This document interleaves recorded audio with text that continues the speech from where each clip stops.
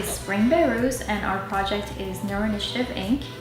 The project is basically looking to make a computer simulation of a brain cell or a neuron. And the reason for this was that there's no such thing right now. It would be incredibly helpful for brain disorders such as Alzheimer's or Parkinson's disease to be able to see what's happening inside the brain before actually looking at the brain. Our main goal was to find collaborators and investors as a secondary, but our main goal was to find collaborators, and we were incredibly successful in that. So the program that we're using actually uses video game technology to make this computer simulation. So we need computer developers, both at the front end who make video games, really cool three-dimensional graphics, and then the back end of a lot of data that is being programmed in there to actually make this video game work. And during OneSpark, we met so many different programmers who did the back end or the front end of the video game technology, and it was fantastic. And of course, we were approached by investors. We didn't really have high hopes for investors, but we were approached by some investors, and we're actually in talks with them right now. The public's response was overwhelmingly positive. We were actually a little concerned because this project is really complicated. It has neuroscience, which a lot of people are even scared of hearing the word. It has a lot of computer in it, but I think having the prototype actually showed people that they can really go in and understand what's happening. You can kind of see what's happening inside the brain, which is really cool.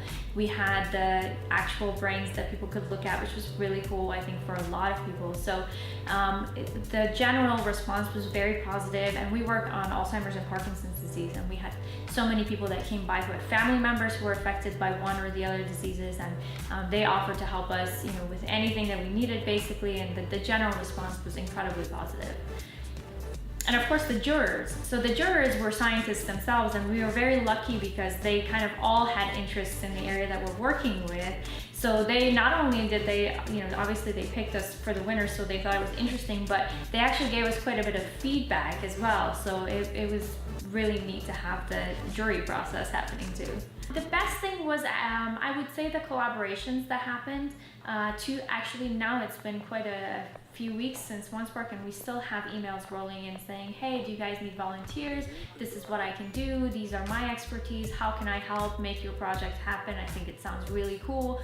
And that's the best that we could actually hope for. Investors were another thing, and I know that's one major thing that everybody looks for going into something like OneSpark is investors.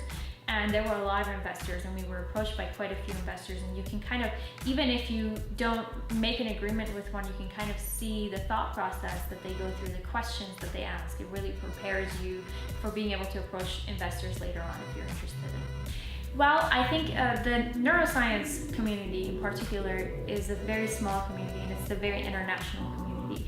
So we have collaborators from all over the world, and actually Germany has quite a bit of neuroscience happening, and especially computational neuroscience, that we're really looking forward to being able to meet with some of the collaborators that are in Germany. Neuroinitiative.com, and we are still looking for volunteers, so if they want to help out, please give us a call or email.